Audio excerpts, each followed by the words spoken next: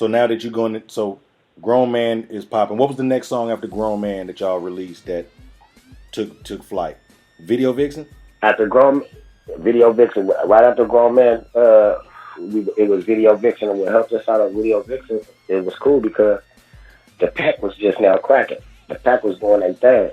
Right. Oh yeah. The pack was doing their thing. Yeah. So Young L made the beat to Video Vixen, and Too Short presented the song, and that gave it even bigger legs. You know what I mean? When Too Short got behind the song, it was actually for an album that Too Short made called I Love the Bay. Okay. But the song had got so big that he made that the single to the I Love the Bay, and we never even actually did a video to that song. But it stayed on, and it was cracking, and they was feeling that. They started feeling Grown Men, and feeling Video Vixen in the strip clubs in Atlanta, and that's what got us to be able to go to Atlanta and mix and mingle with them and go get into their thing. That's what got us in the down south scene. So, do you feel Band-Aid and Scoot album took y'all to another level? Yeah, definitely, and that was the most encouraging thing about our whole career, because every album it was going to another level. It was going to a different. Every time, everybody knew us for that Grown Man song. So if we go to Georgia, if we go to Detroit, if we go to Minnesota, if we go to wherever we go to Texas, wherever we was going to, we did that Grown Man song because that's what they was going to. Colorado, they wanted to, you know what I'm saying? Don't y'all sing that Grown Man song? Yeah, we do that. You know what I'm saying? So we hit them with the old, the new. Bam. How did y'all hook up with, what was the TV station? CW? Oh, yeah, the CW, you know what I'm saying? But if you old school like me, TV 44. You feel me? Shout out to TV 44. Hell yeah, I know exactly what you're talking about. Me? Yeah, it was the CW. We had an incredible. My manager at the time was incredible. Her name was Robin. You know what I'm saying? And she was serious. She was really, really, really vigorously about her business. Now she just now she do advertisement consultant, like for different companies and stuff like that. But she dope. She had actually, I guess, had a relationship with one of the producers, and the dude, the main character on the show. Forgive me for forgetting his name, but the main character on the show, he was familiar with the song and was feeling the song. The whole Grown Man, you know what I mean? And they was really trying to figure out how was they going to promote that show in the Bay Area, because it's a show, an East Coast show. Okay. For Queens, New York. Okay. You dig what I'm saying? It was an East Coast show. So what they was trying to do is get their awareness up in the Bay Area on the show. And they was trying to figure out a marketing plan on how to market that show in the Bay Area. So they figured, hey, we got a hot group. This hyphy movement right now is on the rise. So they was feeling like, hey, you know what? We need to tap into the urban market. We need an urban artist. They went to Camille, was listening to Camille, figuring out what they're going to do. And like I said, the bigger dude, the star of the show, he was familiar with the song. He was like, nah, let's do it to this song. Man, that's what's up. That's some good looking right there. They contacted our manager. That's a good look. Hell yeah. They contacted our manager. They thought we was from Oakland. They thought we was from Oakland. It went all in the right direction. By the grace of God, they gave us a check and did our thing. Hell yeah. So coming out of Band-Aid and Scoot, what was y'all next album after Band-Aid and Scoot? We did the same, not to cut you off, but we did the same thing with it's a dude named Rob Dearden. And he got this shit called he had at that time he had this big ass place called the Fantasy Factory. Oh, that's Rob Dearden do Ridiculousness. Yeah, now he got Ridiculousness. Yeah. But they had put our song while they was doing their show. They was bumping our song. Damn. While he was riding around, he was bumping a Grown Man while he was riding around on one of the shows. You know what I'm saying? And they gave us our credit. You feel me? ASCAP picked it up, gave us our little change for the show and whatnot. But hell yeah. We had it. He knew one of my partners that do the Supercross and the X Games. And they was doing a party and shit, and he was like, man, I want to get them dudes at my party. So we came down and went to his party. Well, I didn't go to his party. That was, unfortunately, when we came down to go to that party, we was chilling and everything was cool. We went to the X Games. They won first place in the X Games and everything, but unfortunately my mom passed that night, so I had to come home. Yeah. Wow. Rest in peace. So I had came home. Yeah, but Band-Aid and then went to the party at the Fantasy Factory and everything. It was all lovely. Yeah. So okay. So coming out of what was the next album that came after Band-Aid and Scoop? After Band-Aid and Scoop, after the Band-Aid and Scoop album dropped, and then after that, I think it was like that's when everything happened with the feds and everything.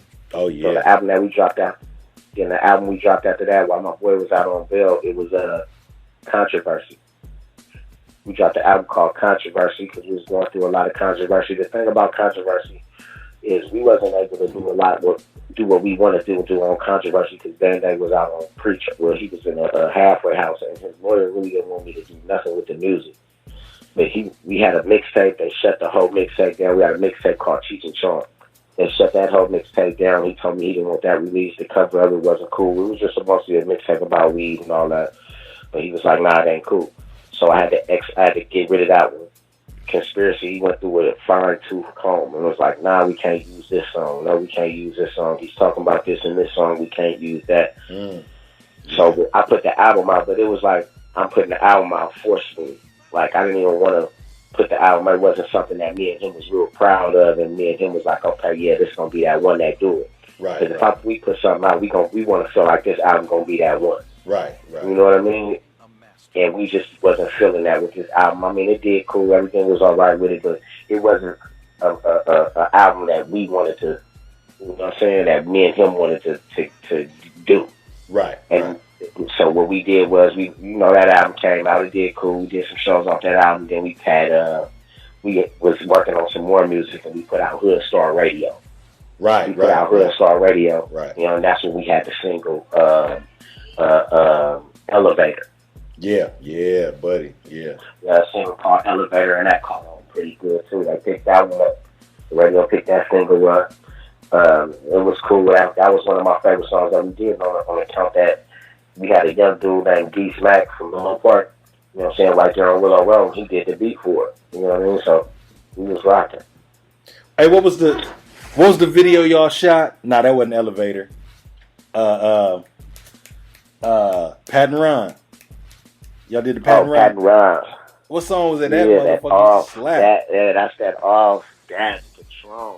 Let me tell you about that song. See, that when that was after the raid and everything, and everybody was going through their thing. That was on the Conspiracy album.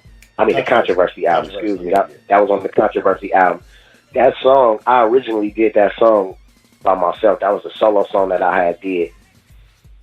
But when I was I made a whole solo CD that year because I thought that Band-Aid was gonna have to possibly do a lot of time.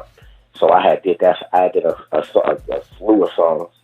He came home and I was like, well, shit, I already got a song right now. We can put on right now. He heard the song. He's like, all right, let me get a verse. I took one of my verses off, put him on there, and we split a verse. And that song called Fire, like Wildfire for some reason. Was that the album that Grimy was on? Yeah, that was gonna be the single for the album that Grimy was on. Okay. Grimy was the only that was the only song you released. That only solo song that you released off that album was Grimy. Yeah, and it's funny because I wasn't even planning on releasing a song or something or nothing like that. But I got a boy, my homeboy Mike Holt. He was he did photo shoots. I had met him at the Jacket and Andre Nicotina did a video for Glamorous Life. I met him at that video shoot, and he did a photo shoot for me. And at the photo shoot, he had somebody else doing cinematography. That's when somebody do the basically video recorded. And how he did it, it looked like a video. When he sent me everything, it looked like a video. I'm like, bro, you can shoot a video, bro. He's like, you think so? I'm like, hell yeah, you can shoot a video. He's like, bro, you got a song? Because I got the camera and shit. I'm like, hell yeah. So we did Grimy. Grimy, first thing, it came out clean. You feel me? And I was like, oh, this shit clean. I was like, fuck it, this is going to be the best way that I can keep the HOODSTARZ name popping with Band-Aid gone. You dig what I'm saying? I got to do something to keep it going because the lawyer not letting me do nothing. Yeah. So I released that, and that caught on like wildfire. You know what I'm saying? I got like 200,000 downloads in a week. Wow. I mean, and that I got motherfucker was 20,000 downloads in a knocking. week. I didn't even I didn't contact WorldStar or nothing. A couple days later, I go looking on WorldStar, and they got it on WorldStar. That motherfucker was sick, man. For all y'all out there, man, Google that Scoot Dogg, Grimy, man. That motherfucker, that's a classic.